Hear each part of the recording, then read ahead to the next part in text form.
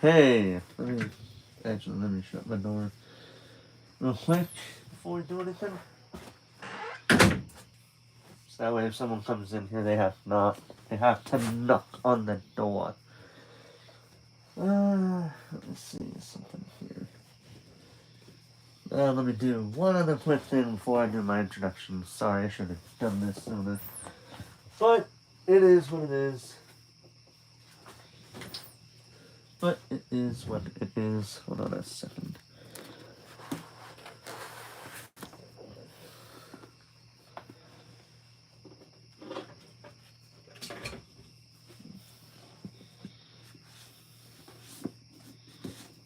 Alright, there we go.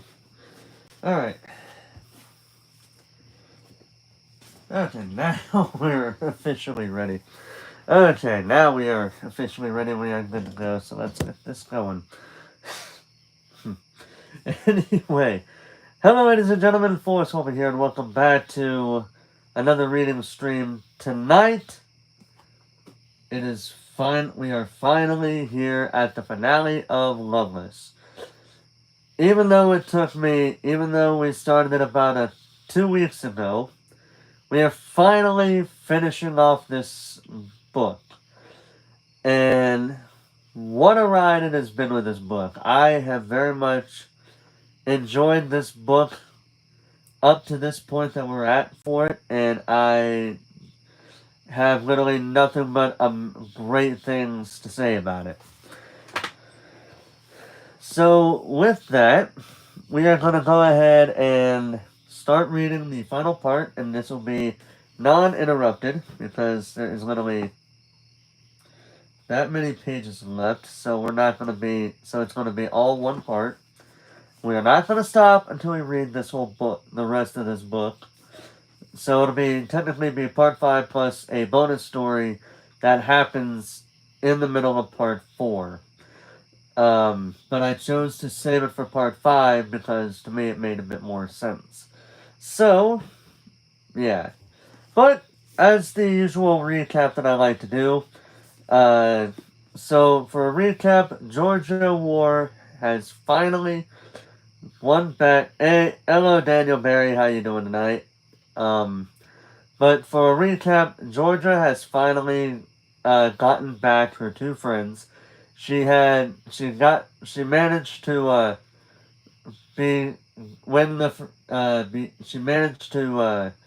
win back, in quotations, Jason by doing this thing with her, Rooney, Sunil, Georgia, and a little pug. I think it was like a little pug or something, pretending to be as their Scooby-Doo. They won him back by doing that in what is probably the funniest scene in the book. And in the second half of part 4, which we read last night, she got Pip back again after proposing her as a college wife. I think they talk about it in more detail in the first part, I think. But it's pretty much where college parents are probably going to be a thing there with that. I don't know. It's been 2 weeks since I read part 1 and 2 and 3. Give me a break, okay? But yeah. So, also hello Jay Birds Jebba. How you doing tonight? So yeah, we are now at part 5. It is now the day of and actually I should also mention this. Rooney has admitted her friendly feelings toward Georgia. And yes, I guess that is a thing. So yeah, there's that as well. But now it is the day of the play that they have waited for so long that it's not even funny. Let's see how this play goes as we finish the rest of this story.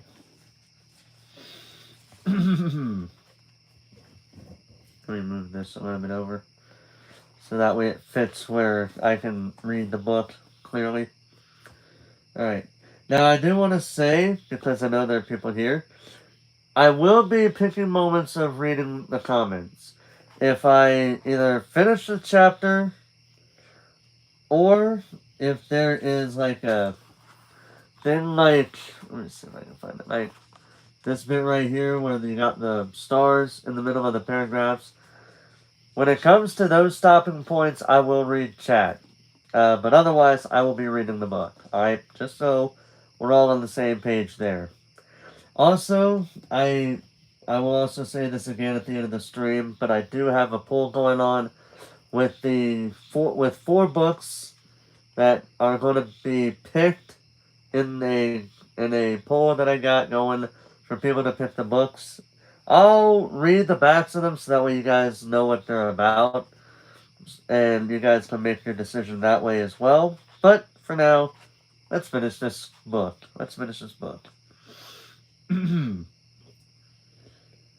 It's been fun. Neither of us were at the level of fitness where running all the way back to the city center was a good idea, but that's what we did anyway. Our play was due to start in under 2 hours. We didn't have a choice. We ran all the way along the river, me with the flowers in my hands and stopping to pick them up every time I dropped one, and her with nothing but a phone, a Starbucks cup, and a grin on her face. We had to stop and sit down several times to catch our breath, and by the time we got to the town square, I truly thought my chest was going to implode. But we had to run. For the play. For our friends. When we got to the theater, we were both soaked in sweat, and we burst in through the doors to find Pip sitting at a table in the foyer, her head in her hands. She looked up at us as I literally fell onto the ground, sounding like an astronaut running out of air, while Rooney did her best to adjust the mess that was her ponytail. "Where," said Pip very calmly, "the fuck have you been?" I started to say, but then I just let out a wheeze. So Rooney spoke for us. "I panicked after last night, and George had tracked my phone, but I'd lost my phone in the field, and she ran all the way there, and then I went back there because I knew I'd dropped it somewhere near the field. And then I ran into her, and I had these flowers because I wanted to tell her how much I appreciated her and everything she's done for me this year. And then we talked about everything, and I told her how important she is to me, and also..." Rudy stepped forward toward Pip, who was staring wide-eyed. "I also realized that I really, truly like you, and I haven't felt like that for anyone in a long time, and it really scared me, and that's why I ran away." Okay," Pip stammered. Rudy took another step forward and put one hand on the table in front of Pip. "How do you feel about me?" she asked, completely straight-faced. I... Pip's cheeks went red. I also really like you." Rudy nodded vigorously, but I could tell she was getting a bit flustered. "Good. Just thought we should be clear about it." Pip stood up, her eyes never leaving Rooney. "Right. Yeah. Good." I had, by this point, managed to get to my feet, and my lungs no longer felt like they were going to explode. "We should go and find Jason and Sunil." "Yes," said Rooney and Pip simultaneously, and the three of us started walking into the backstage area of the theater, Rooney and Pip just slightly behind me. As I turned a corner, I said, "Are they in a dressing room or..." And when I got no answer, I glanced back, only to find Rooney and Pip vigorously making out. Not the time. Okay, guys, I get you two like each other, but that's not the time or place to be doing that. Wait until after the play is over, okay? Anyway, Rooney, having pushed Pip up against the dressing room door, both of them seemingly unbothered that I was literally right there. "Hey," I said, but they either didn't hear me or chose to ignore me. I coughed loudly. Hey! I repeated, louder this time, and they reluctantly broke apart. Rudy looked a little irritated, and Pip adjusted her glasses, looking like she'd just been punched. We have a play to perform? Yeah, that's funny. Hey, Malia, how you doing tonight? I'm doing pretty well, thank you for asking, but how are you doing tonight?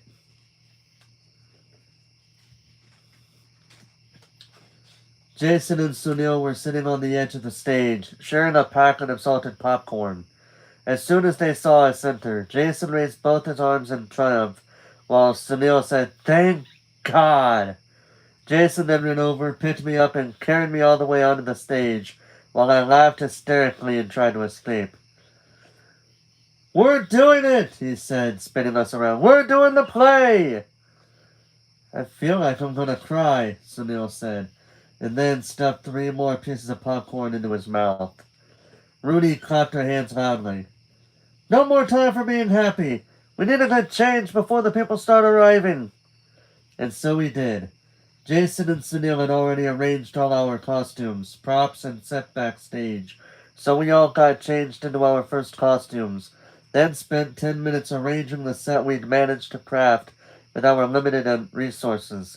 My papier-mâché pillar, which we placed on the center left, and a garland covered in stars that we somehow, after much deliberation between Jason and Rudy, managed to attach to one of the backdrop rails. When we hoisted it up, it looked like the little stars were raining down from the ceiling. We also had a chair in many of our scenes, but the best thing we could find was a red plastic thing in the wings.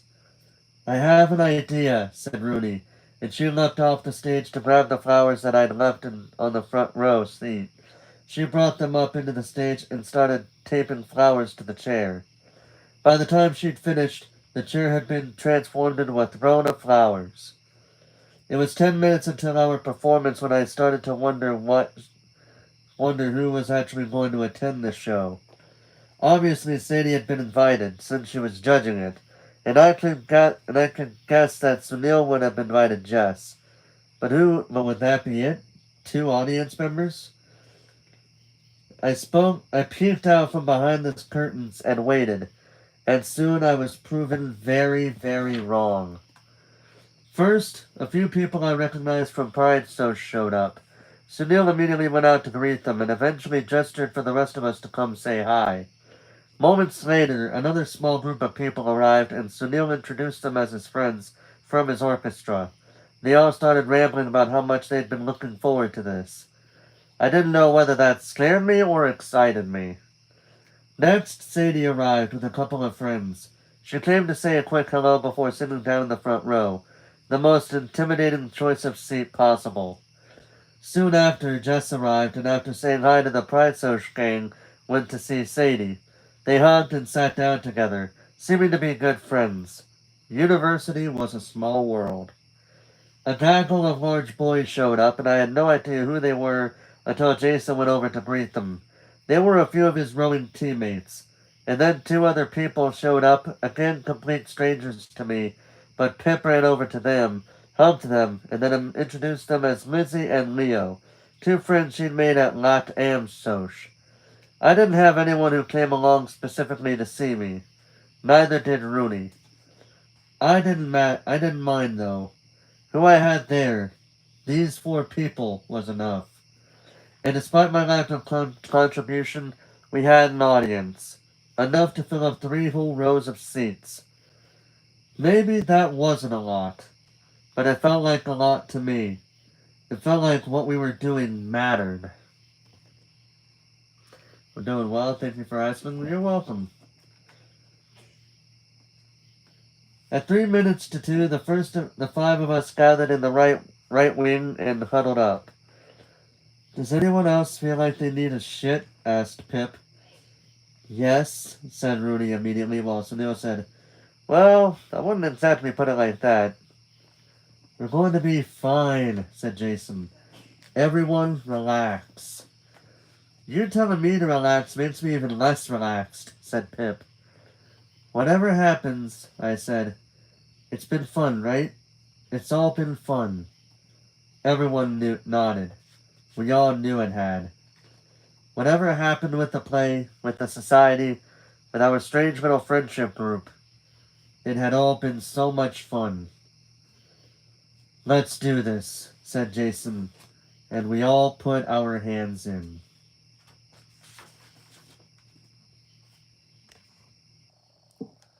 Good night.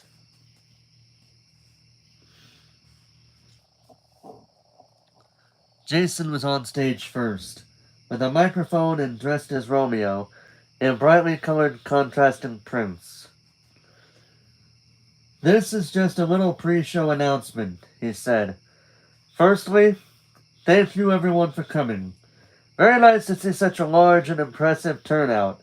No doubt thanks to our incredibly extensive publicity campaign. There were some chortles in the audience. Secondly, I just wanted to inform you that we've had some mild issues trying to prepare this play. We had some cast disputes, and we've had to rush through some of the final scenes. Everything is fine now, we hope, but it's been quite the journey getting here. There have been a lot of tears and heated WhatsApp messages. There were more chuckles in the crowd. For those of you who don't know, Jason continued, we at the Shakespeare Society decided that for our first ever show, we would perform a selection of scenes rather than just one play. All of these scenes are, in one way or another, about love. But we leave it up to you to interpret what sort of love these scenes are depicting. Pure, toxic, romantic, platonic. We wanted to explore all sorts. In any case, it's going to be quite a bit shorter than a regular play, so we'll all get out in time for a late pub lunch. Some whoops from the crowd. Never say no to a free lunch, right? Lastly, said Jason, 4 of us wanted to say that we are dedicating this performance to the person who managed to bring us all together after everything sort of fell apart. He turned and looked at me in the wings, his eyes finding mine. Georgia War is the reason this play is even happening, he said.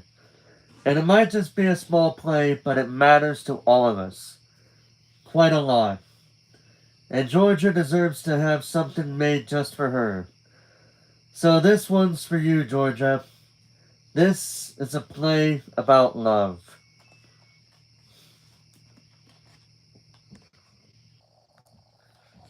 It was a bit of a mess, but it was wonderful. We started with a comedy.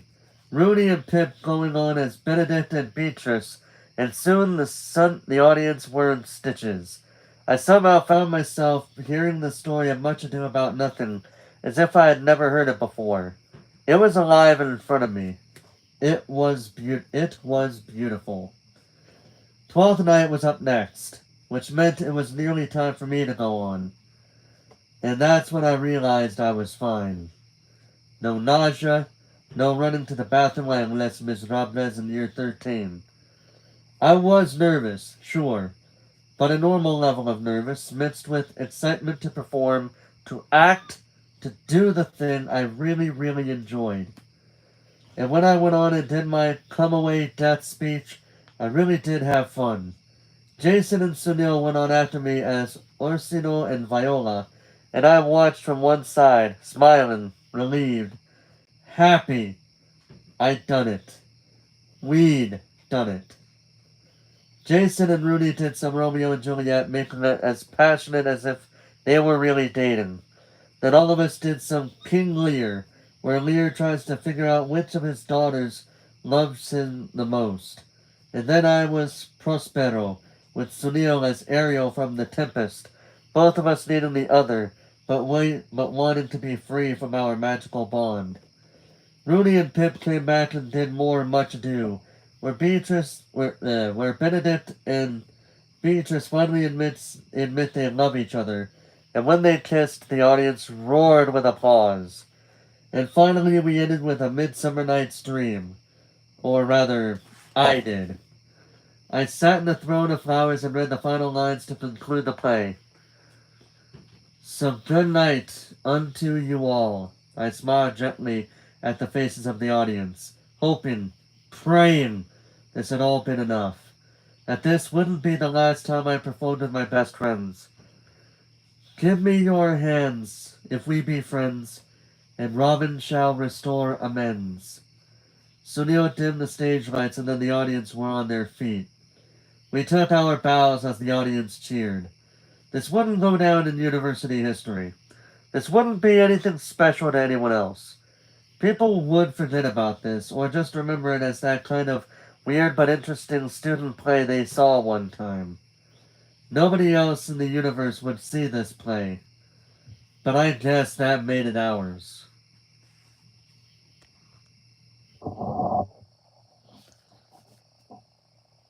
It was a mess, said Sadie, eyebrows raised and arms folded. Your scene transitions were questionable at best, and your staging was very unusual. The five of us, who were sitting in a row on the edge of the stage, collectively dropped. But, she continued, holding up a finger, I did not dislike it. In fact, I thought it was very creative, and definitely more interesting than if you'd come on and done a very average, abridged version of Romeo and Juliet. So, said Rudy spoke up. Was it? Are we? Yes, said Sadie. You can keep your Shakespeare Society. Pip and Rudy started screaming and hugging each other. Sunil put a hand to his chest and whispered, Thank God, while Jason swung his arm around me and grinned, and I realized that I was grinning too. I was happy. I was so happy. After Sadie left, Rudy was the first to hug me. She clambered over the others and just fell on top of me, pushing me down onto the stage and wrapping her arms around me. And I laughed and she laughed and we were both just laughing and laughing. Pip joined us next, shouting, I want to be included! And leaping on top of us. Sunil rested his head on Rudy's back. And then Jason wrapped his body round the four of us, and we all just stayed like that for a moment, laughing and babbling and holding each other. At the bottom of the scrum, I was basically being crushed, but it was comforting in a weird way. The weight of all of them on top of me, around me, with me. We didn't have to say it, but we all knew. We all knew what we'd found here. Or I did, at least. I knew. I'd found it. And this time there was no big declaration. No grand gesture. It was just us, holding each other.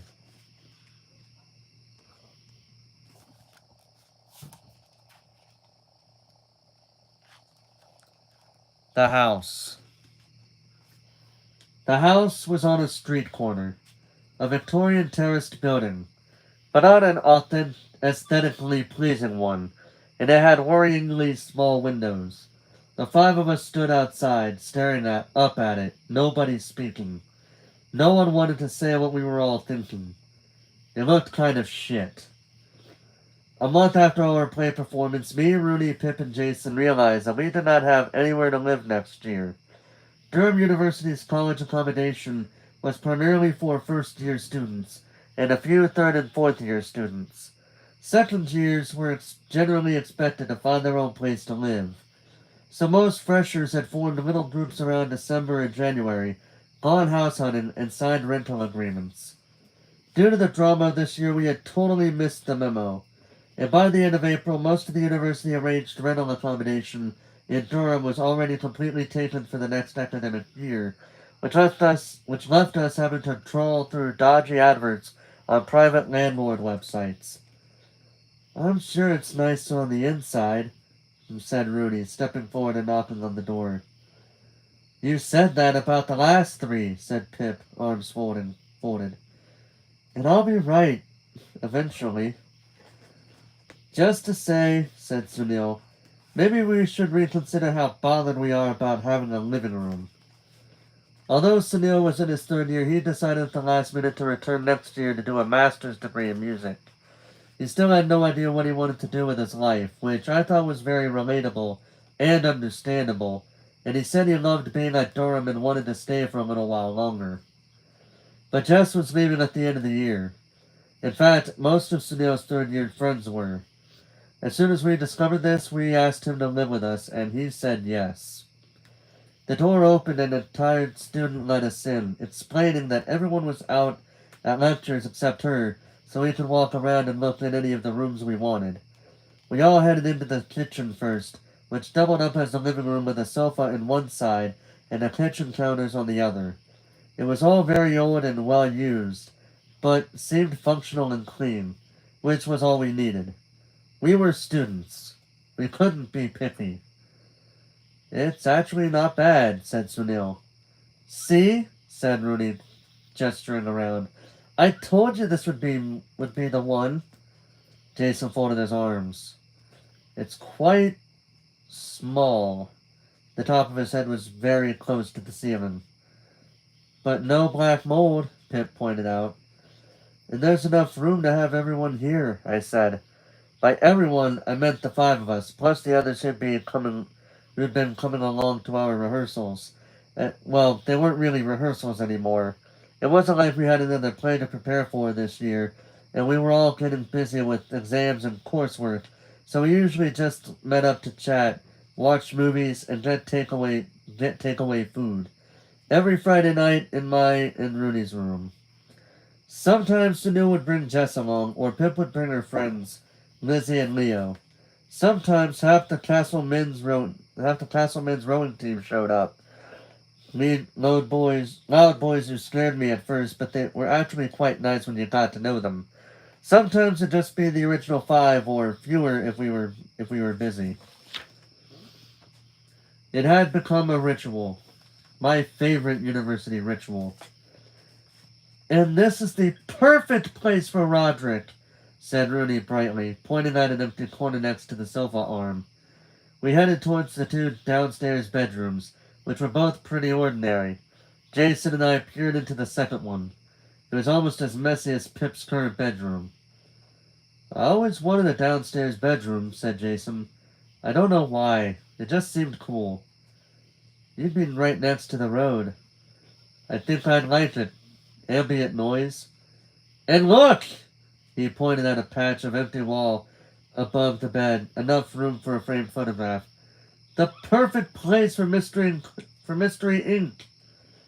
It'd been Jason's birthday the week before. One of his presents for me. A framed photograph of the whole Scooby-Doo gang. All five of them. I'd like the downstairs room, said Sunil, who'd appeared behind us. I like being close to the kitchen. Easy snack access. Jason glanced at him warily. As long as you're not practicing cello late at night. You mean you don't want to listen to my beautiful music in the early hours of the morning? Jason laughed and headed upstairs, leaving Sunil and me to wander into the first bedroom, careful not to touch any of the current occupants' stuff. And then Sunil said, I wanted to run an idea by you, Georgia. Yeah?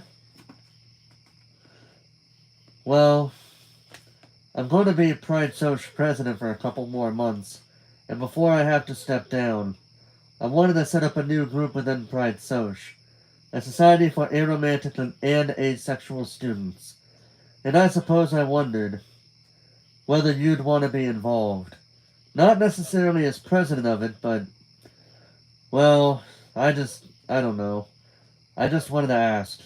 No pressure, though. Oh, I immediately felt nervous about the idea. I still had this, because it's at the end of the book, that, the cover that they give you on hardback cover books, these, it's kind of getting difficult to deal with. But I'll manage. Getting back to the paragraph, I'll go ahead and restart because I interrupted that. Oh, I immediately felt nervous about the idea. I still had days where I wasn't brimming with confidence about my sexuality, despite all the days where I felt proud and grateful that I knew who I was and what I wanted. Maybe the bad days would become less and less common, but I didn't know. I couldn't know. Maybe a lot of people felt like that about their identity. Maybe it would just take time. I don't know, I said. I'm not even out to my parents. Sunil nodded understandingly. That's okay. Just let me know after you've thought about it. I nodded back. I will. He gazed into the bedroom at the way the evening light was hitting the floor. It's been a good year, but I'm looking forward to stepping down. I think I deserve a more restful year next year. He smiled to himself. It'd be nice to have a rest.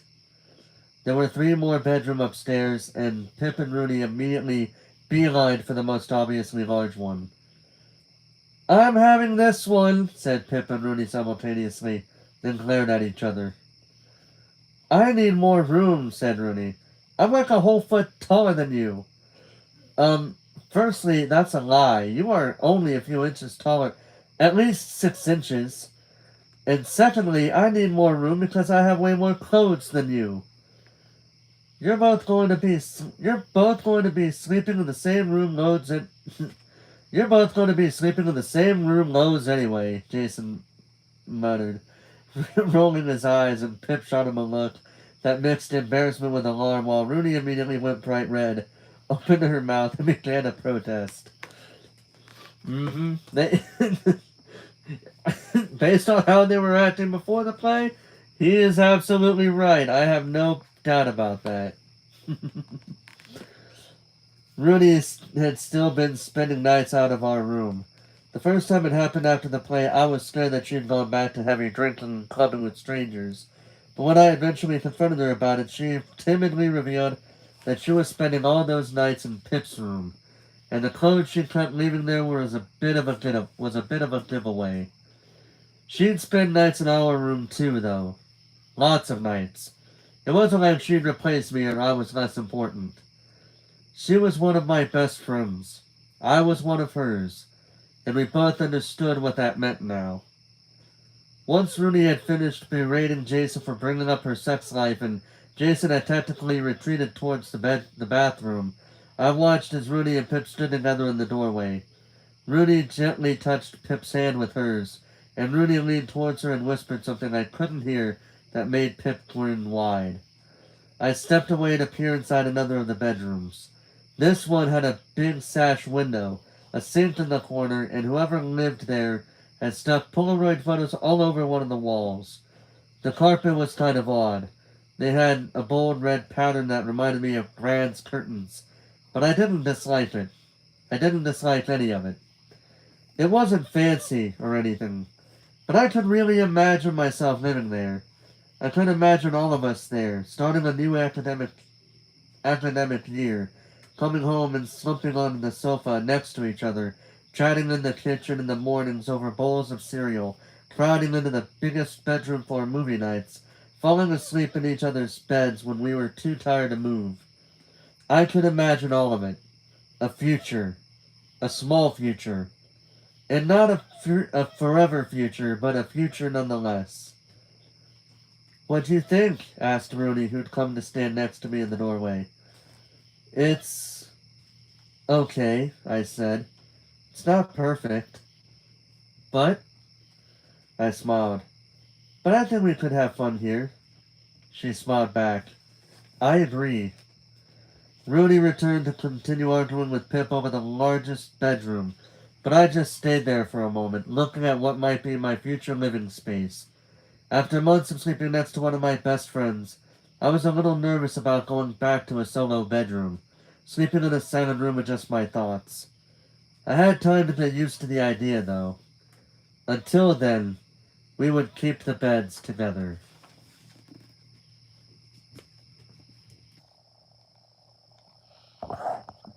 That's the end of the book, but we're not, well, that's the end of the story, but we're not quite done yet.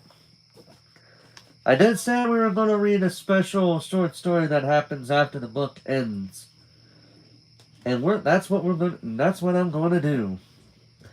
Now, if you guys recall, or if you weren't here when I said this next part takes place in the middle of part 4. This is the night in question where Georgia leaves Pip's Pip's room, and basically it's just Pip and Rooney in this room. And while we did get the story from Pip, this is what really happens. How do I know this? Because it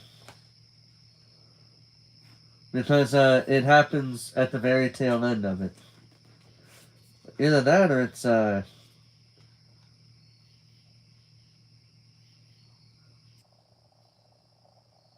it's at part 4. Yeah, okay. Hands Against Our Hearts. A short story by Alice Oseman. A note from Alice. While writing this book, I fell in love with Pip and Rooney's side story. I always enjoy writing banter, and their mix of banter and sexual attention throughout Loveless was so much fun, but their relationship went deeper than that too.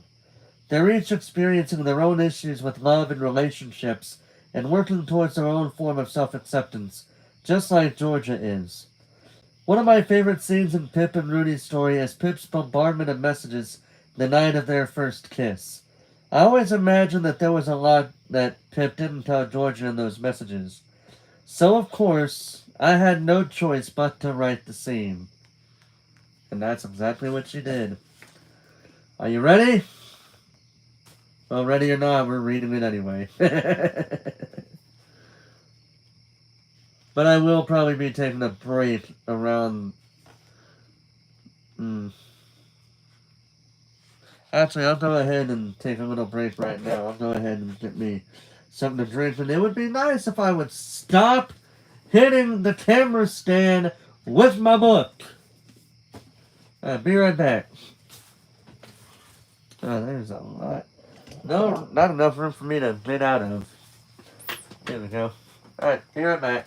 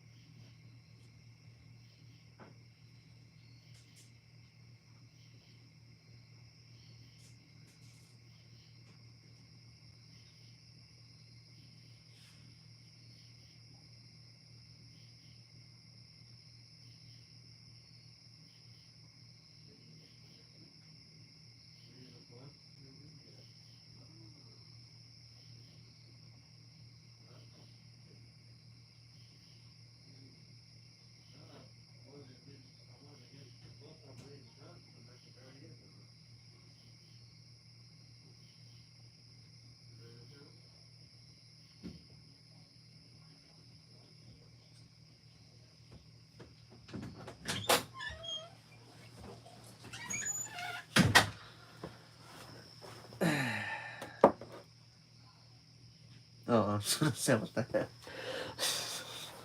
Alright. I have returned.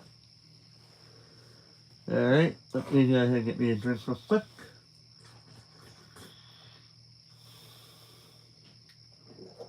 Yep.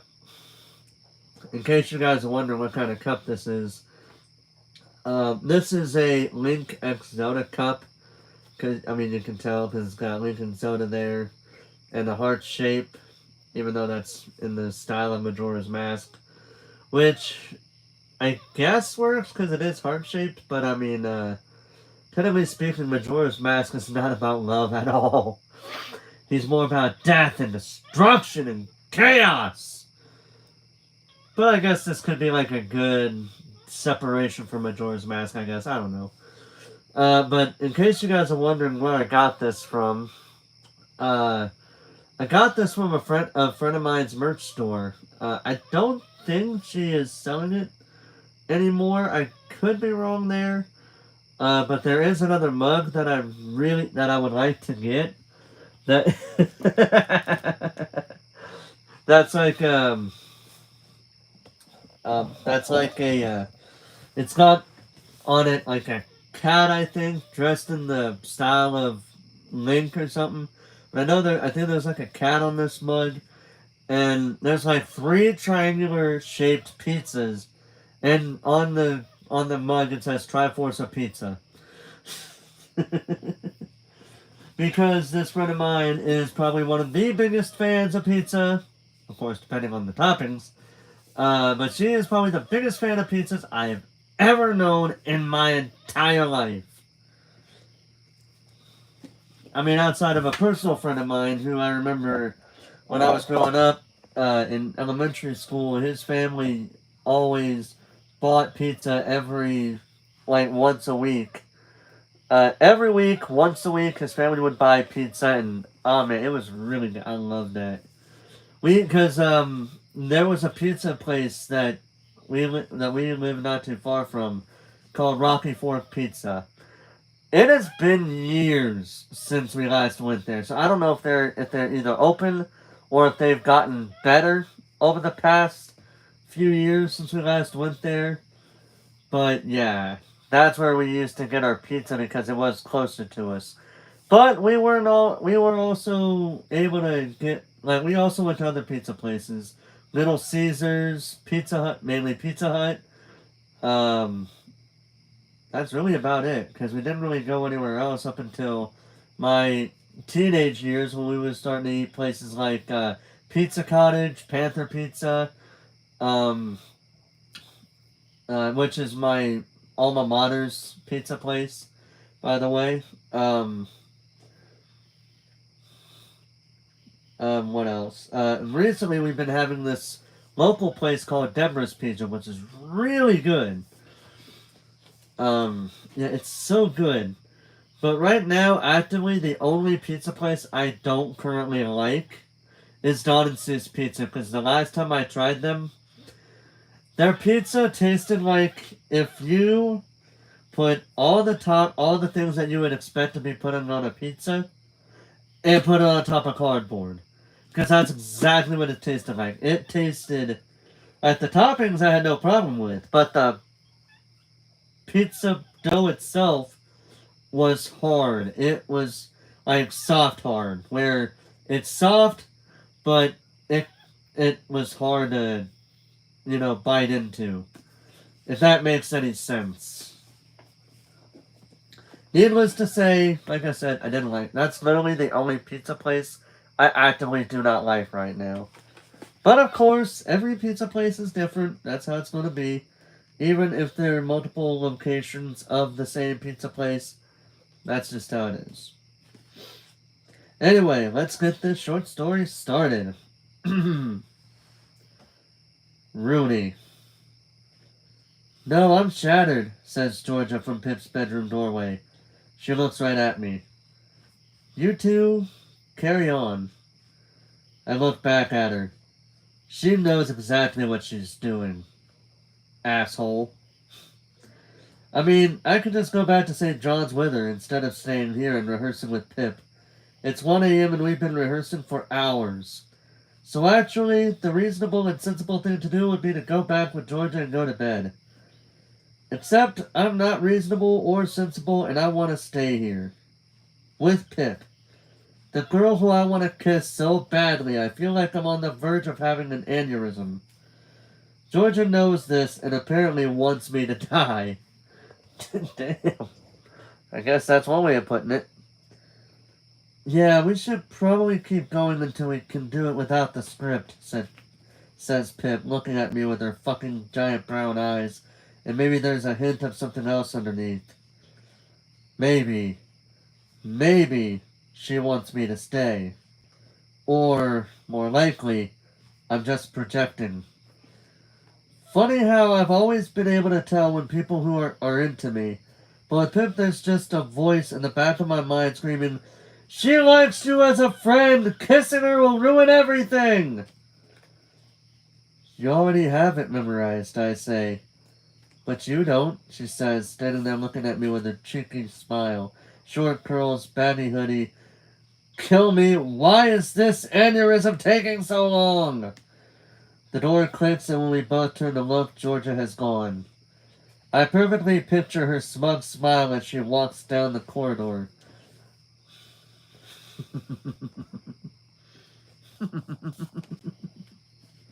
Anyway. Pip's bedroom looks like it belongs to an eccentric old woman. There are cacti dotting the overflowing bookshelves. Clothes strewn about the carpet are half-heartedly folded and placed on the windowsill.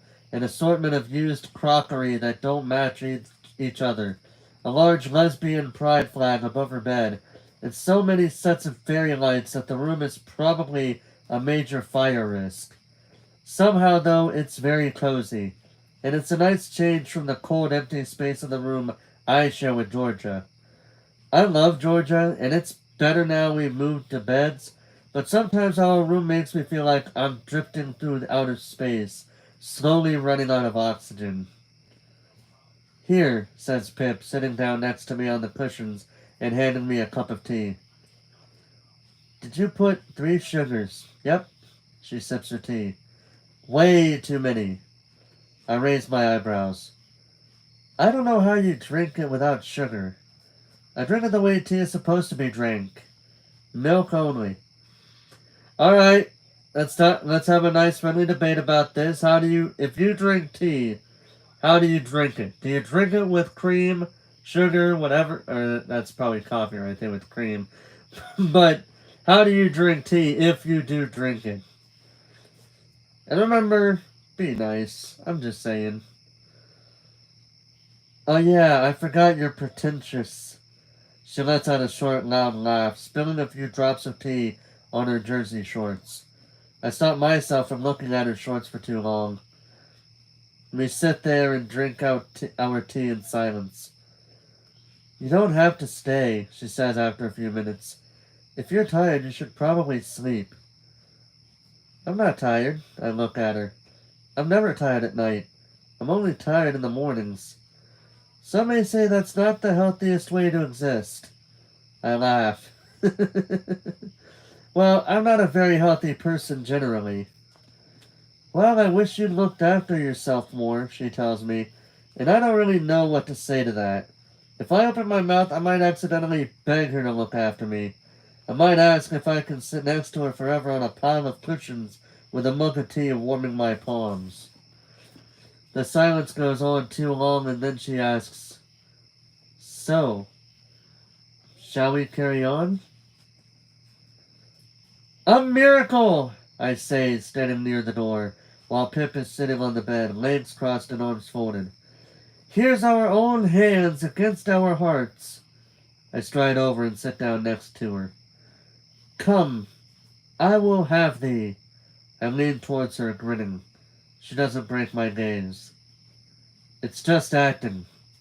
We're just acting. She's just acting. None of this is real. I shrug and move away. But, by this light, I take thee for pity. Pip places a hand gently on my cheek, pulling me around to face her again. This isn't something we had previously rehearsed. I would not deny you, she says in a low tone. But, by this day, I yield upon great persuasion. Her eyes flicker down to my lips. And partly to save your life, for I was told you were in a consumption. There's a pause. She looks back up at my eyes, a glimmer of concern there, wondering whether I'd forgotten the line. Peace, peace, I say, my voice quiet. I will stop your mouth. We don't move. Her hand is still on my cheek.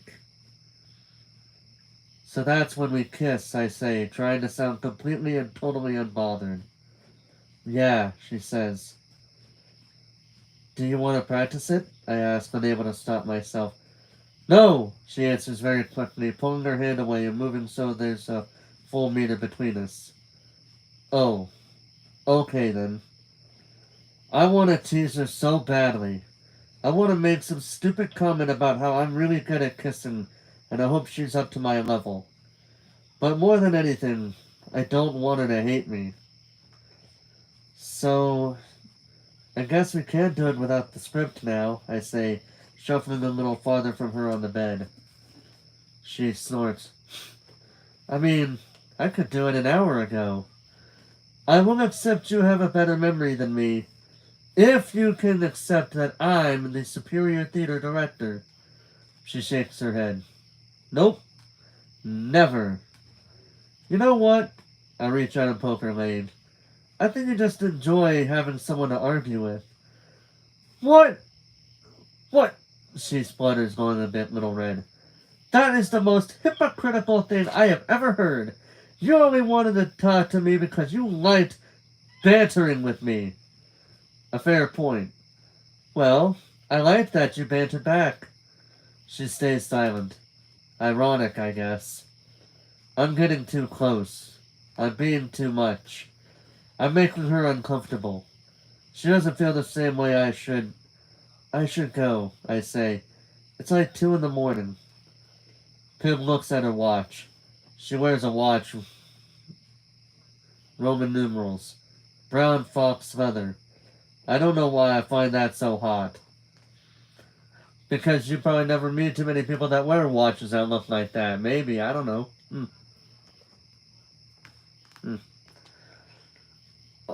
Fuck, it's actually 3, she says. Oh, I should definitely go. I stand up and start looking around for my shoes. Hang on, says Pip, standing up too. But she doesn't continue. What? She stuffs her hands into her pockets. I mean, you could just stay over. I stare at her, trying to figure out what she means by stay over. She continues. It's really late to be walking home alone, so wouldn't want you to get murdered or anything. Aww, I say, pressing my hand on my heart. Pipsqueak, you really do care. I'm serious. You shouldn't walk around at night on your own. I resist the urge to bring up the many, perhaps hundreds of times that I have walked home alone in the dark. Because she is right, to be honest. It's frankly astonishing I haven't been murdered. Okay, I say. I'll stay over. How many chapters of this we got? 1, 2, 3, 4, 5, 6, 7. Okay, we got 7 full chapters of this short story. And then the acknowledgements, because I always like reading them.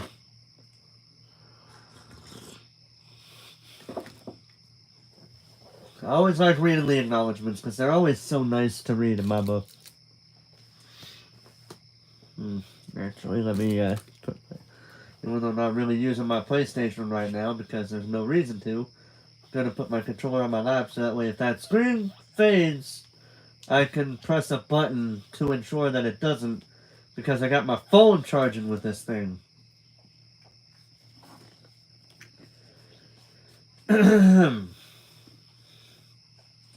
Pip. I've never been a fan of sleepovers. Even now, sleepovers generally remind me of being 12 and kind of sweaty, and lying in a sleeping bag with girls on either side of me, unsure why I feel uncomfortable as hell while everyone else is busy laughing and joking and talking about hot actors. It was the same kind of awkwardness I felt when girls sat on my lap at break time or did my makeup before the school plays. I realized what that awkwardness was in the end, but that didn't help much. Georgia was the exception, of course. I guess from the start she just felt like a sister, but otherwise, sleepovers were almost always panic zones. And if all those teenage sleepovers had been minigames, tonight feels like the final boss. You sure these aren't going to be too small? Rudy asked after I handed her some spare pajamas. She holds up the shorts. You're so tiny and I'm so long. Firstly, I'm not tiny. I'm at least 5'2". Hey, it's fine. She's grinning. Just sorry if you can see my ass. You're not sorry at all. Nope. This is just how Rooney is. She flirts with everyone, sort of, in a way, I think. Even people she isn't actually attracted to. She does it because it's fun. It doesn't mean anything. Except I can't get her comment from earlier out of my head. She said she isn't straight. She said she isn't straight. I point her towards the bathroom down the hall, denying her the use of my toothbrush, but handing her my toothpaste. I shut the door behind her. And then I panic. I start kicking aside all the clothes that are on the floor, moving them into piles to create some carpet space. I pull the curtains tightly shut, not that they do much to keep the cold out, and gather together these 7 half-empty glasses of water on the bedside table. Then I shake out the bed sheets and blankets, getting rid of any straw crumbs from our earlier snacks. It's a single bed. As much as she pisses me off, I'm not going to make her sleep on the floor. It's going to be snug. I grab my phone to FaceTime Georgia or Jason, before realizing that both of them will be asleep. I really, really need to talk to someone about this situation. But there's no one. Just me and Rooney in my fucking single bed. Then I realize I need to change before Rooney comes back, so I rip off my clothes, put last night's pajamas on, then change my mind and put on some fresh ones. Plain shorts and a t-shirt. Safely unsexy. I am too fucking gay for all of this.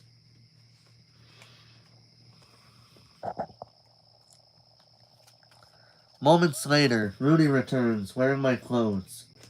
It's just another pair of shorts and a t-shirt, but seeing Rudy wearing my clothes makes me feel weird. It's not stomach butterflies. Definitely not stomach butterflies. Rudy looks around, frowning. Did you tidy? What? No. You did. You tidied up for me. No, I just made a bit more room. Why? What do we need more room for? What do we need room for? She waggles her eyebrows suggestively. I turn away, mostly because I simply cannot look at her in my pajamas for a single second more. Oh, fuck you. She says. I can hear the smile in her voice. I slump into my bed, pushing myself as far against the wall as I can get. She stays standing near the door. What? I ask. Are you sleeping over or not? Her smirk drops. I assume I just sleep on the floor. I don't own a sleeping bag or a blow-up mattress. Those things suck, by the way. I really don't like the blow-up mattresses. They suck. Anyway, I can make a bed out of all your clothes, unless they're dirty. Are these all dirty clothes? I sigh. Just get in here for fuck's sake, and turn off the main light. So she does. I stare up at the ceiling as I feel the mattress bend next to me, then the warm presence of a person lying centimeters from my body, the duvet shifting as she pulls it over herself, and then silence. There's a moment. Neither of us moves. And then she says, do you sleep in your glasses, or... I quickly whip... Don't mind the dog in the background. I quickly whip my glasses off. Obviously not. I turn my head to face her, but thankfully she's now just blurry blobs of color in the lamplight. I can't tell if she's staring back at me.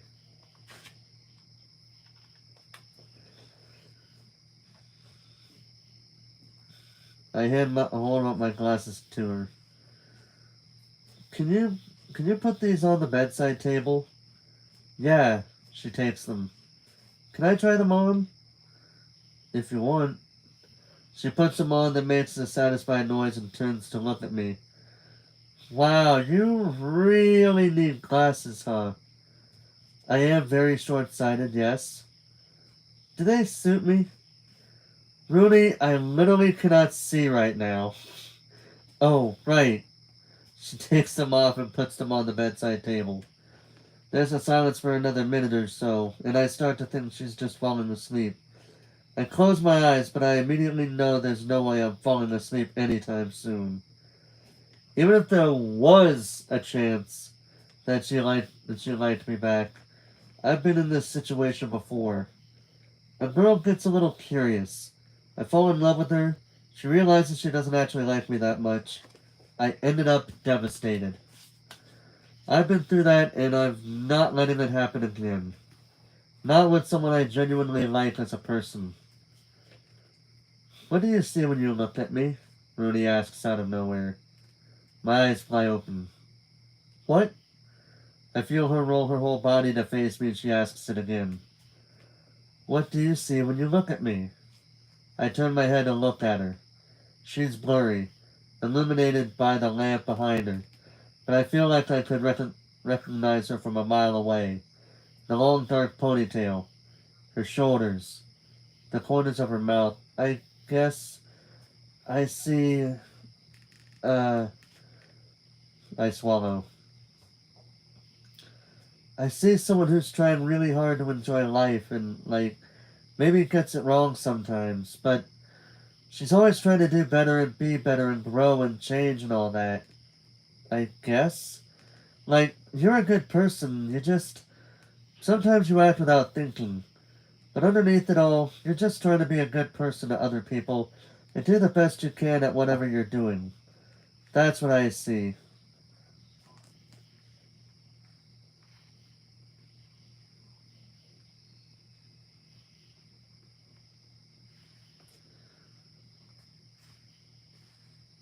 She says nothing for a moment. I meant, she begins, then stops. Oh. Fuck. She meant my eyesight.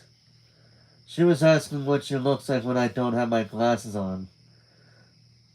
Oh, I say, my voice a little choked. Sorry, I just see blurry colors. She rolls away, facing up at the ceiling. Oh. Can you turn the lamp off? Yeah. She does. Night, I say. Night, she says.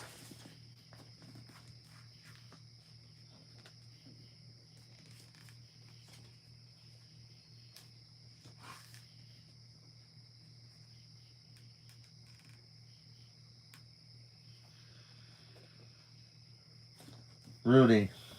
Actually, let me give you a drink real quick.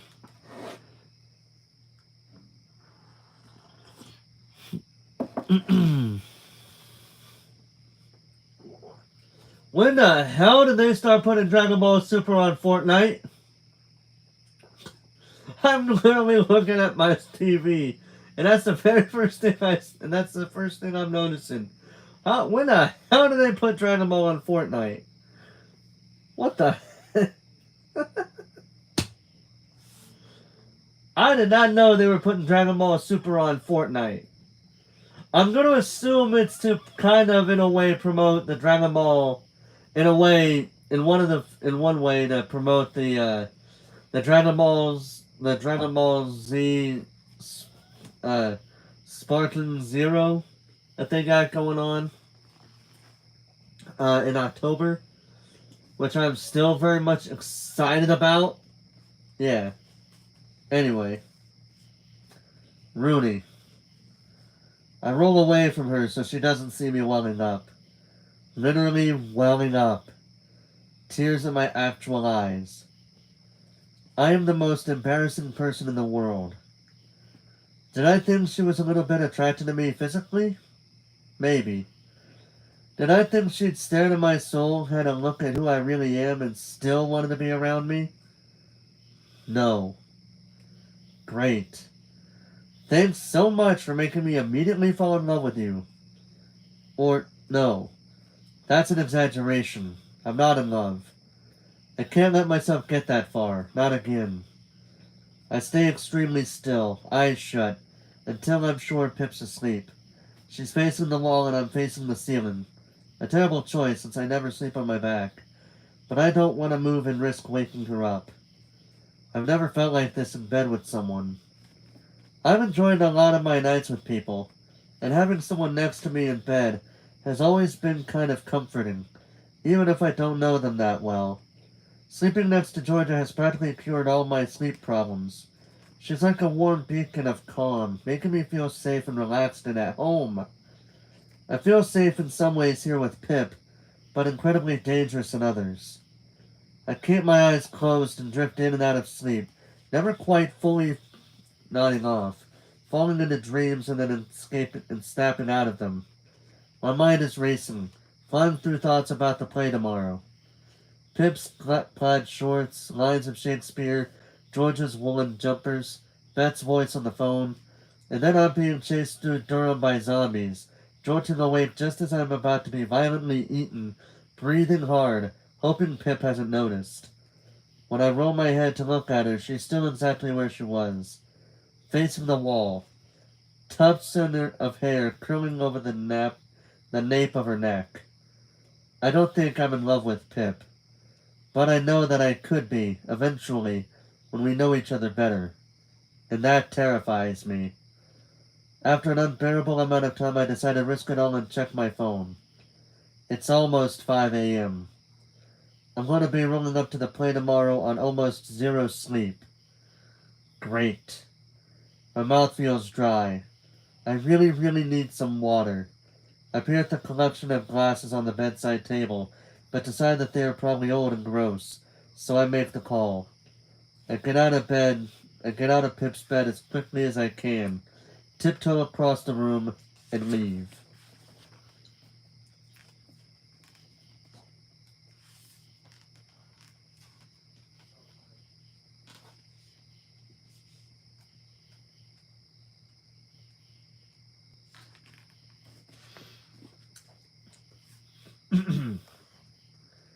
Pip.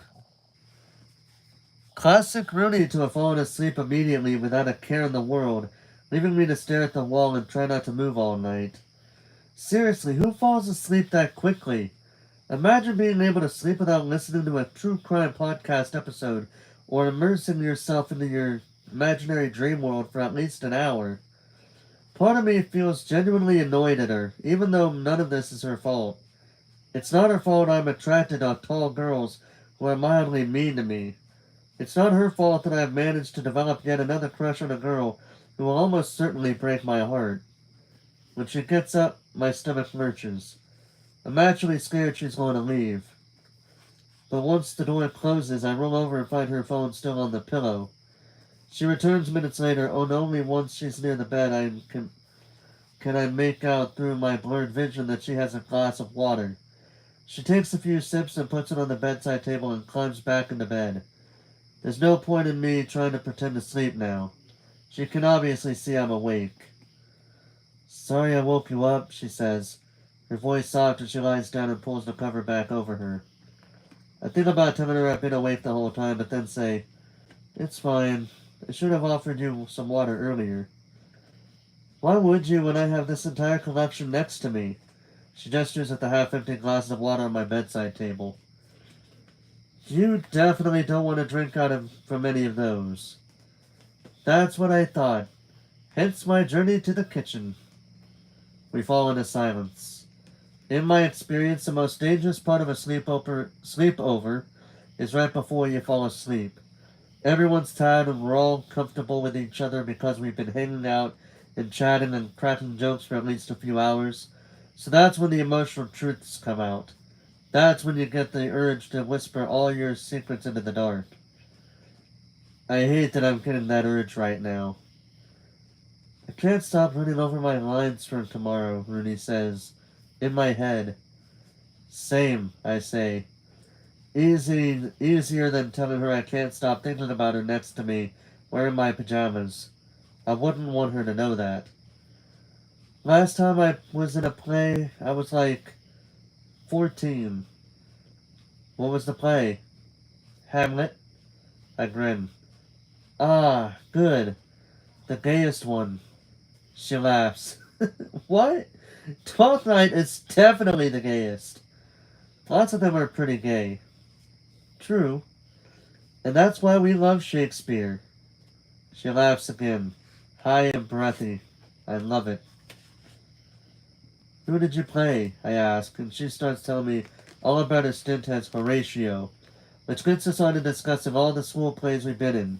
Me talking about my triumphant performance in Les Mis and Dracula, her talking about backstage escapades during her other Shakespeare's. We both agree that school was pretty shit on the whole, but school plays were always a small pocket of pure fun among all the stress. I quit doing that when I moved schools, though, she says, her happy tone dropping. Why?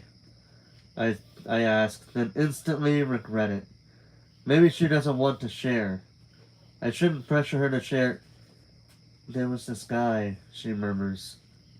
And then, because it's the time of the night where it feels like nobody else in the world exists, she tells me about him. A boy she loved, or at least thought she did, so much that she dropped everything for him.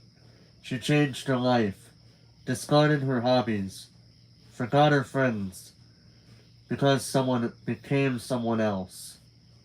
And then he turned around and treated her like shit. She couldn't escape, no matter how hard she tried. I stayed quiet, listening to her voice. Without my glasses on, it's impossible to know if I'm giving her proper eye contact. Probably for the best, because as she tells me all of this, I get this deep, piercing urge to hug her, to pull her closer and hold her and gently stroke her back until she falls asleep. I know that's the wrong thing to do. She's telling me about trauma. I don't want to seem like I pity her. Why are you looking at me like that? She asks at the end of her story. And I can't stop myself. I just want to hug you, I say. She doesn't say anything for a moment. And then she moves. Ever so slightly, she twists her body so her shoulders are facing me. Then she lowers her head so she can tuck herself under my chin. She's not touching me at all, but I can feel her breath on my neck. I almost stop myself, but only almost. I slowly wrap my arm around her body and pull her into me.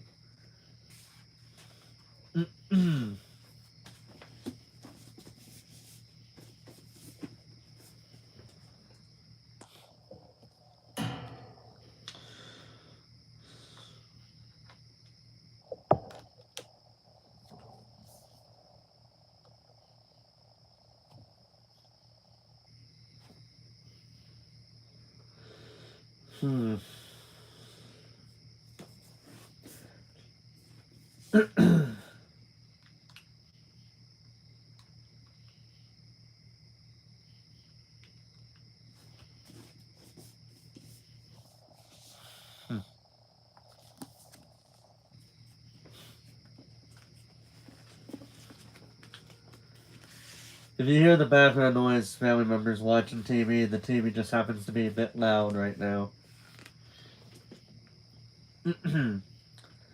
Rudy. I'm definitely not thinking about how good Pip smells or the warmth radiating from her body or the strands of curls tickling my forehead. I'm absolutely, definitely not aware of any of those things whatsoever. I guess I've been opening up to people more often lately. It's all George's fault. Asshole. You know what I was thinking about? Pip says suddenly. Her voice is so close to my ear. What? You saying you're not straight? Me and my fucking ginormous mouth. Interesting time to bring that up, Pipsqueak, I mumbled, when I'm literally in your bed. What? That's not... I didn't mean it like... Shh, I'm joking. Oh. I wait for her to continue talking about my confession, but she shuts up entirely, which is irritating, actually, because I kind of want to talk to her about it. I never had any gay friends at home, I confess. Even at school, like, nobody was out except maybe one or two boys in the sixth form. It was like shame central. Pip chuckles. Yeah, our school... Yikes. Yeah, our school was the same. Didn't you come out really young, though? Is 15 young to come out? How should I know? She adjusts herself a little. I'm trying not to move at all. I had a few queer friends in sixth form, she says. There were like maybe 5 of us who used to hang out sometimes. 2 gay boys, a trans boy, and a bisexual girl. God, why does this family member gotta have her TV so damn loud I can hear it with my door closed? God damn. I can literally hear it and it's getting kind of distracting. But whatever. Aw, that sounds nice. It was okay. I didn't have much in common with any of them, to be honest. They were really into video games and would talk about them, like, all the time. And I had no idea what they were talking about. I frowned. You don't like video games? They're fine. I'm just absolutely shit at all of them, she sighs. I wish I had queer friends I actually clicked with. I mean, I did, I guess. But Georgia was trapped in Repression City, so... yeah. You have me now, too, I murmur. A pause. Yeah, she says. It's not that I want Pip to teach me the ways of being queer. Honestly, from what I can tell, our experiences are quite different. But I want to know everything about her experiences. For so many reasons. Have you ever had a girlfriend? I asked quietly.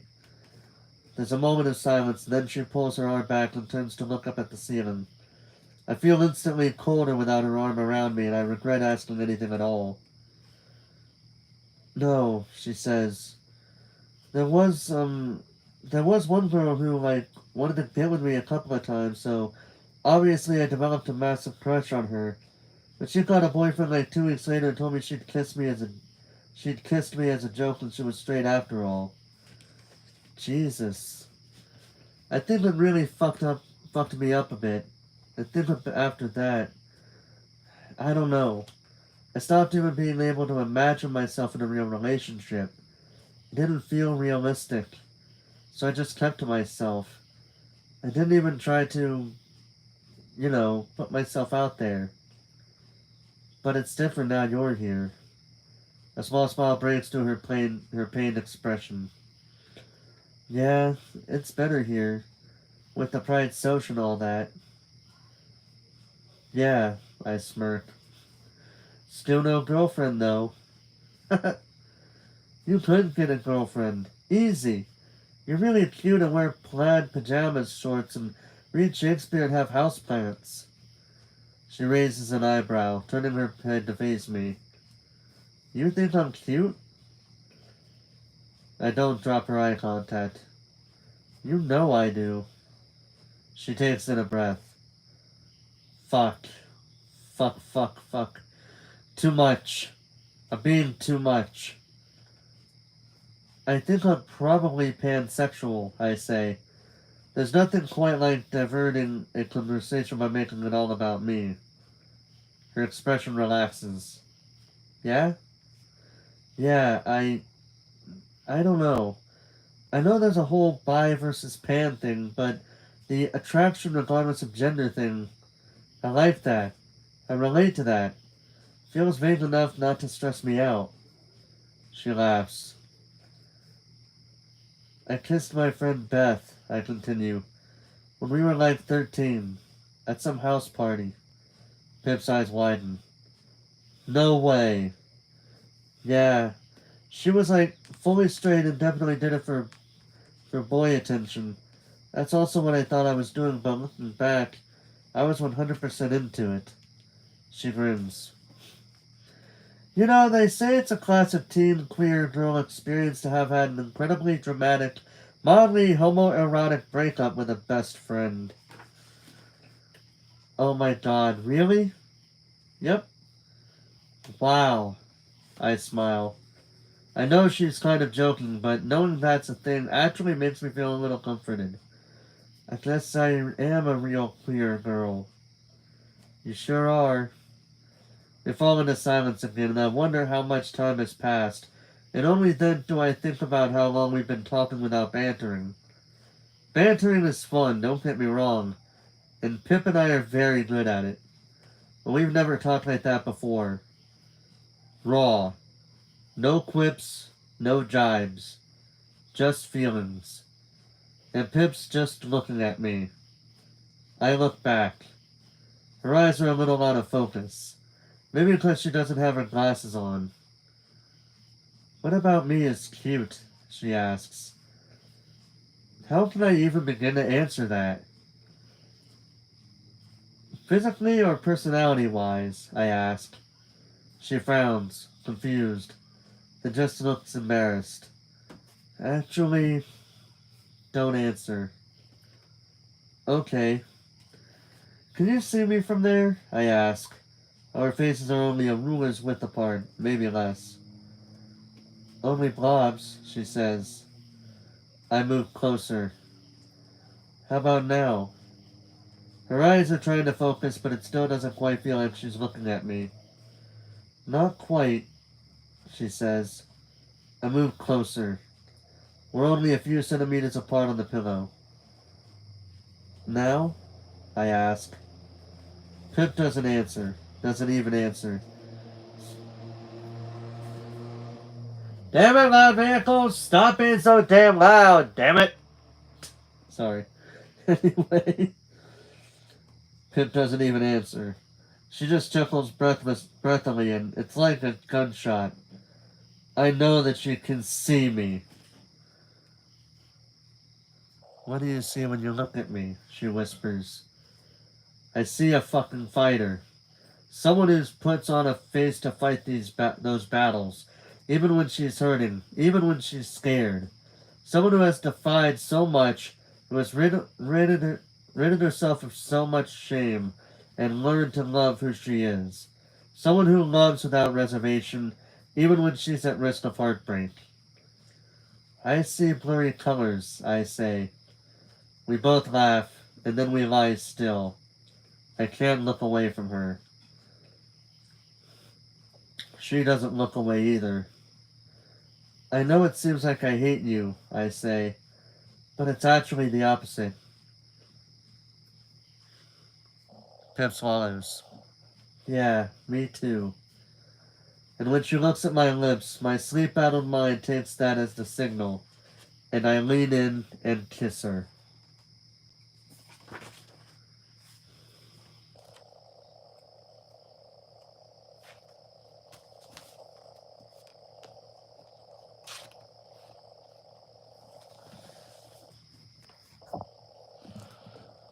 Mm-hmm.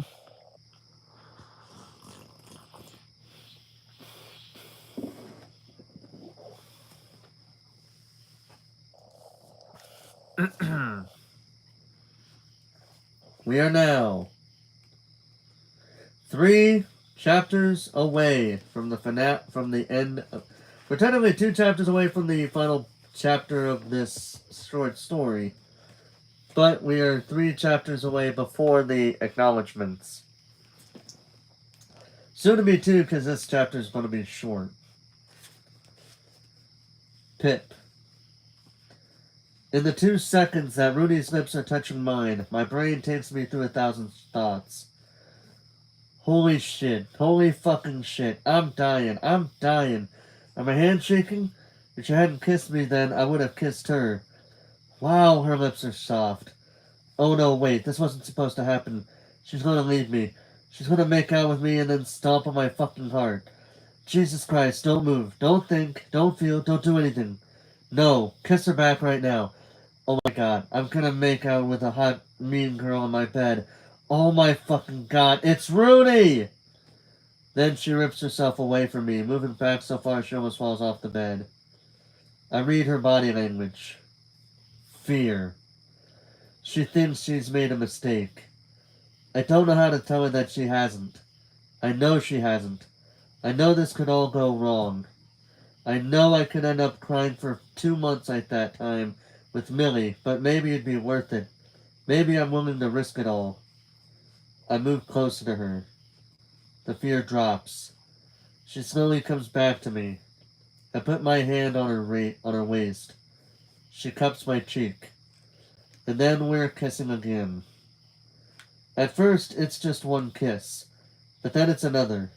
And then she's pushing closer to me still, and I can wrap my arm around her waist and fully pull her up against me, and she's kissing me harder, pressing against me and pulling back, but never taking her mouth from mine.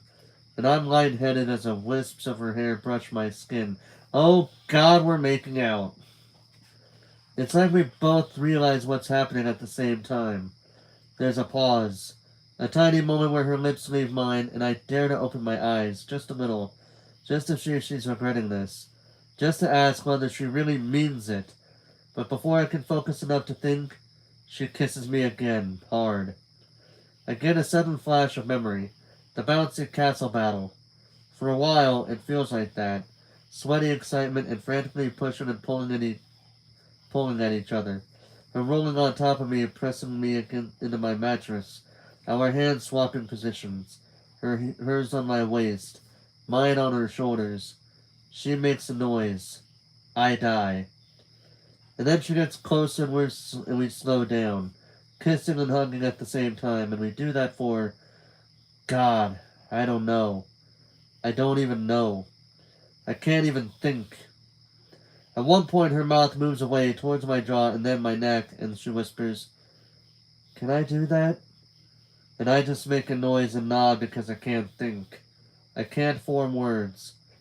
I've forgotten how to fucking speak. She is really good at this. That's actually what it says in the book. That's what I'm doing that. As soon as I think it, she pulls back, hovering on top of me, just far enough away that I can't quite make out all the features of her face. Do you want to stop? My cheeks are burning. No. Why? You froze there for a second. Yeah, well, you're really good at this. My hands are shaking, so I curl them into fists. I haven't had much practice. She grins and then her hands slide into mine, unclenching my fingers. Well, you don't need practice. And then we're kissing again.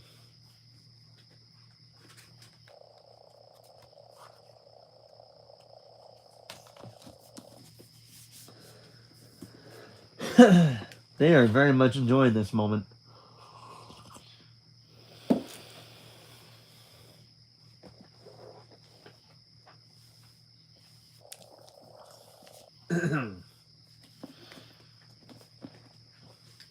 Rooney. I have never felt more turned on in my fucking life. I almost forgot that. Okay, there we go. Let's start over again, because I checked this chat right now. Rooney. I have never felt more turned on in my fucking life. I feel horrible as soon as I think it. I don't want Pip to be just another person I've slept with. We absolutely, definitely should not have sex right now. So I focus on kissing her. She says she isn't well practiced, and I can sort of tell, but there's something impossibly attractive about that, too. The fact that she's trying so hard. The fact that she wants this to be as good as possible. I put my hands on her waist again, because that feels like the safe zone, even though I want my hands everywhere, anywhere, all at once. Had I even realized how much I've been dying to touch her like this? For months? I kiss her into her pillow and can't stop thinking about how I want this to be perfect. I want to show her that I can be better than what she thinks I am, but I also want us to lose it and do everything. Feel everything. Just because we can and we want to. She pulls away to kiss my neck, just like I'd done to her, but as she does so, she puts a hand on the back of my head. Gentle, and it nearly makes me start crying. I definitely do not want that to happen, so I pull away from her and then we return to kissing, which feels safer. Or at least I think it does, until she runs her hands down my sides, her fingertips just touching the patch of skin beneath my shirt. And even though I know it's the worst idea in the world, even though this is only the first time we've kissed, even though we should take it slow if we want this to work, I can't. I like her too much, and I want all of her. So badly. I sit upright on top of her, watching the confused expression dawn in her eyes as I move away. Even in the dim light of the room, I can tell she's flushed and out of breath, her curls frizzy and messy, her t-shirt twisted a little around her body, her hands resting cautiously on my hips. In one swift moment, I pull my shirt over my head and drop it on the floor. Her mouth drops open. I can feel how hard she's breathing, and she just stares. I wanted to stare. But then she stammers. Rue, wait, I can't see you. It makes me freeze over for a second. A brief moment of panic before I realize what she means. She looks away and reaches out to the bedside table, fumbles for her glasses and puts them on. When she stares back up at me, her eyes wide, seeing everything, looking once again like the Pip I met in the car park all those months ago, I suddenly feel a new twinge of fear. I'm going to ruin this. I am going to ruin her. I drop back down, hovering over her, ignoring the thoughts, not wanting to do anything else, until I know for sure that she wants this to go further. I need to hear it. Is this okay? I ask. She just makes a small noise and nods frantically. This is a mistake. I'm ruining everything. But we both want it. We start kissing again, her hand slowly moving onto my back, and it gets harder and faster more quickly than before, and now there's a fucking war in my brain. Should I take her shirt off? Should we slow down? Should I pull the covers over us? Should I leave? Should I take this further? I should take this further. Maybe this is the only time we'll ever get to do this.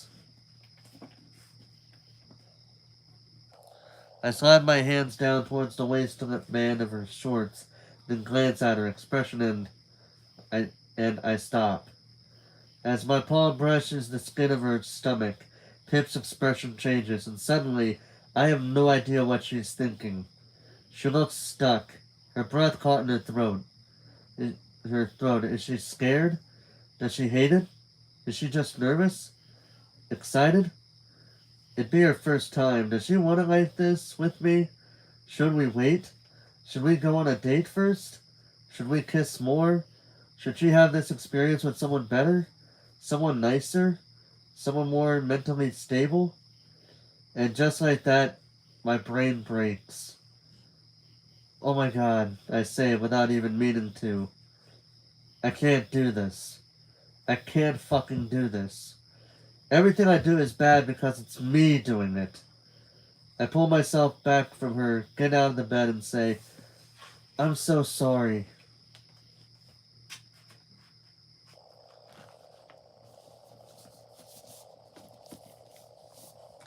Alright, that's the final chapter of this short story, then the acknowledgments, and then we are done with this book.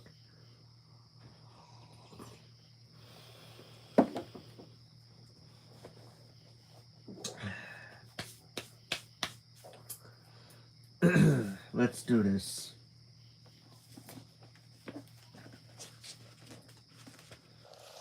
Pip. Rooney practically hurls herself out of my bed just as she was about to... Okay, I wasn't exactly sure what she thought she was about to do beyond put hand in shorts, but I was really fucking excited about it, and now it's not happening anymore. I'm so sorry, she blurts out. Fuck. Shit. Sorry, I shouldn't... Fuck! My brain is only just processing the fact that I may have been just about to lose my virginity to Rooney Bach. So I fail to say anything in response to this outburst. As she continues to ramble, she retrieves my t-shirt, puts it back on, and then walks around my room, collecting her shirt, her clothes, her bag, and a giant anthology of Shakespeare. Jesus, I shouldn't have assumed. Why do I always have to go too far? For fuck's sake, I mess everything up. I sit up, still no idea what to do, but acutely aware that this whole situation is over. I feel crushed. This is what I knew would happen. We would kiss or whatever, and then she would realize she didn't like me after all, and she would leave. This is what always happens to me. It's a fucking curse. Except, it hadn't felt like that. And it felt like we were doing something special. Something that wouldn't have ended when we fell asleep. Something that could have led to more. Maybe she's just really good at making people feel like that. Rooney, I say, and she gives me one last look. I see her trying to come up with something to say, but all she manages is another sorry, and then she leaves my room, still wearing my pajamas, bag slung over her shoulder. I don't go after her. I stay in bed for a solid minute, letting my breath even out, trying to calm the pounding of my heart, the tremble in my hands. Then I lean over and retrieve my phone from the bedside table. It's nearly 7 a.m. How long have we been talking? How long have we been kissing? Is that it? Is that it for us? Did we fuck up our one chance? I straighten out my t-shirt, feeling an immense wave of tiredness sweep over me. I can't process any of this yet. We've got to play in a few hours. God, how am I supposed to focus on that now? I opened up my messages with Georgia and spent a solid 10 minutes telling her what happened. She'll see it when she wakes up. She'll know what to do. And then I fall back into my sheets, warm and crumpled, and close my eyes.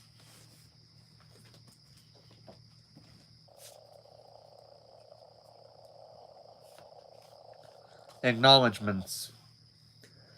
This book was the most difficult, frustrating, terrifying, and liberating thing I've ever made.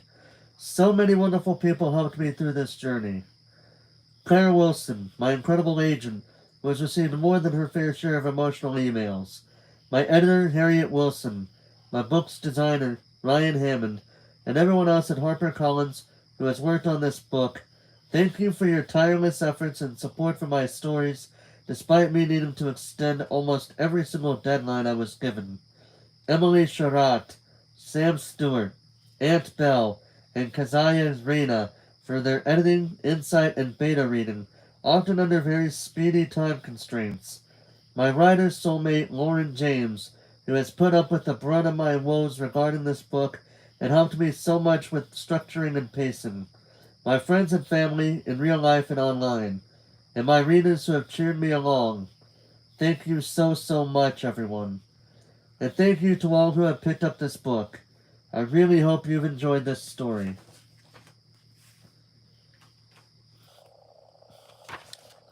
About the author. Alice Oseman was born in 1994 in Kent, England. She graduated from Durham University and is the creator of the popular graphic novel series Heartstopper, as well as young adult novels including Solitaire, Radio Silence, and I Was Born for This. Learn more about Alice at aliceoseman.com. I've already said this before, and I will say it again. I love this book. I very much enjoyed reading it because it was probably one of the most realistic books I've ever read. One of, if not the most realistic books I've ever read, if I'm being honest. Like, to put it simply, this was basically part Georgia's journey to discover who she is for herself. And not just in, how she would view herself in the way of life, how finding out she is aromantic and asexual, or ace, but also who she is as a person. At first, she doesn't realize she's thinking a bit more about herself than other people, up until it's seemingly too late in the middle of the story. But then she not only tries to win her friends back over, but she also discovers who she is, because she has helped so many people on this road. When she hurt Pip and Jason, she realized she messed up, and she worked so hard to try to get them back to be with her as the friend group that they were at the beginning of the story, which obviously succeeded. Another thing that caught my attention, which I did talk about in the stream last night, if you read the story and you look carefully at how she talks about Roderick, the whole time she brings Roderick up, and by Roderick I mean the Pips or Rooney's plant. Um, she at first she talks about how Roderick, how Roderick is looking really good, how Rooney is taking very good care of her. But then, by the midway point, big problem, when the big bad situation happens, in between the time where it starts and when the group finally come together, she describes how Roderick, again, Rooney's plant, looks very, very much close to death. But then when they all come back together, Roderick is completely fine. That is the surefire way to say, yes, they just came back together. I love that. I enjoyed it. I love that little tidbit. I really did. Because it shows how connected everything is through this one plant. Using the metaphor of the plant's good time, being well taken care of at first, and then dying being near death in the middle, and then coming back to life at the very end. That's a bit of a metaphor for the whole friendship that's going on, when you think about it, actually. So, yeah, but like I said, I really enjoyed this book. It's probably going to go down as one of my favorite books that I've read thus far. I'm looking forward to reading any other book from Alice Oseman. I already have Heartstopper Volume 3 on my mind, but I'll wait till later to read. I'll probably wait till December to read it, because I know there's another Nick and Charlie novella that came out some time ago that's like the Christmas season, so I'll probably wait for that. I'll probably have that be my Christmas special for this year. I don't know. We'll see what happens. But yeah, as far as I go with this book, love it. I enjoyed it. And if you want to read it for yourself, even though I technically read it for you, I highly recommend this book. Especially if you are a person that is Aero Ace. Because I feel like you have a character. Because right now you have at least one character you can relate to in regard to this book. With that said, I did say I was going to do this, but I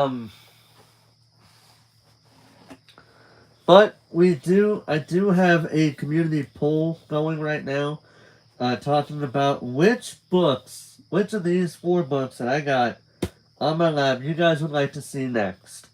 So far, 2 books from last I checked, and it probably has changed some, 2 books are currently tied with 1 vote apiece. But let me show you the books we got here. We have Hell Followed With Us. And on the back, it says, 16-year-old trans boy Benji is on the run from the cult that raised him, the fundamentalist sect that unleashed Armageddon and decimated the world's population. Desperately, he searches for a place where the cult can't get their hands on him, or more importantly, on the deadly bioweapon they infected him with. When Benji is rescued by a ragtag group of teens from the local Aitson LGBTQ+ Center, affectionately known as the ALC, they offer him shelter as long as he can control the monster within and use his power to defend them. Their leader, Nick, is gorgeous, autistic, and a deadly shot, and Benji soon discovers that he has a hidden agenda and more than a few secrets of his own. That's option number 1. The second option is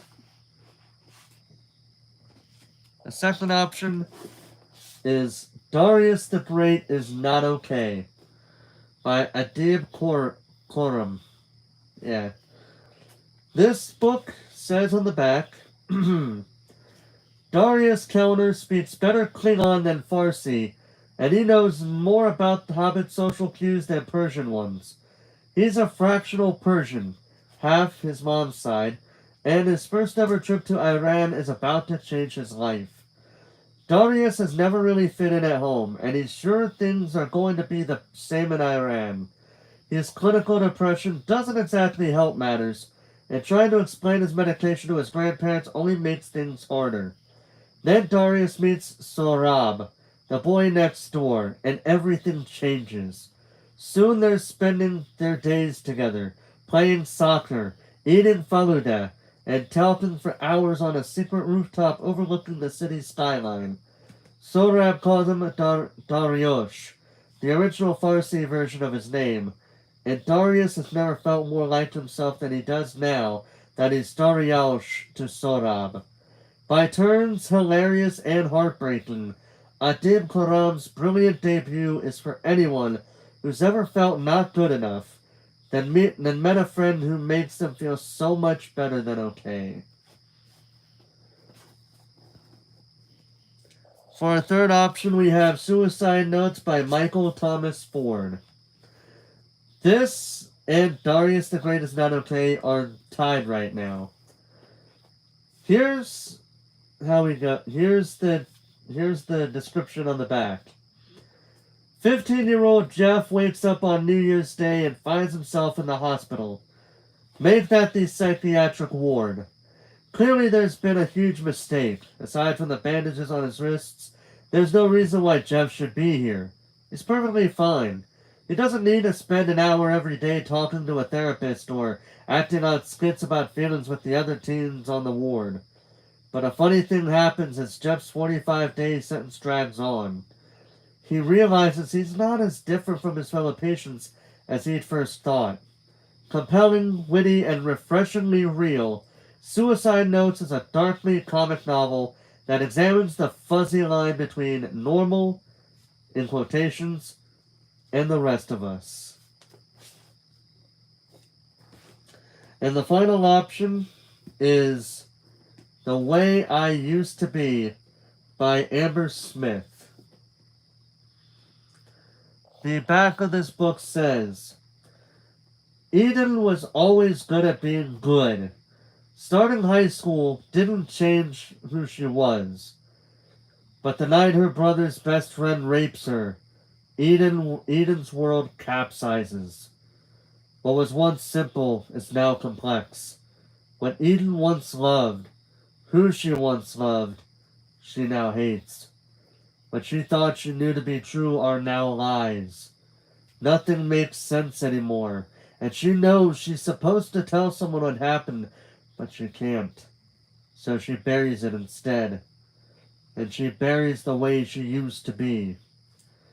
Told in 4 parts, freshman, sophomore, junior, and senior year, this provocative debut reveals the deep cuts of trauma, but it also demonstrates one young woman's strength as she navigates the disappointment and unbearable pains of adolescence, of first love and first heartbreak, of friendships broken and rebuilt, all while learning to embrace a power of survival she never knew she had hidden within her heart.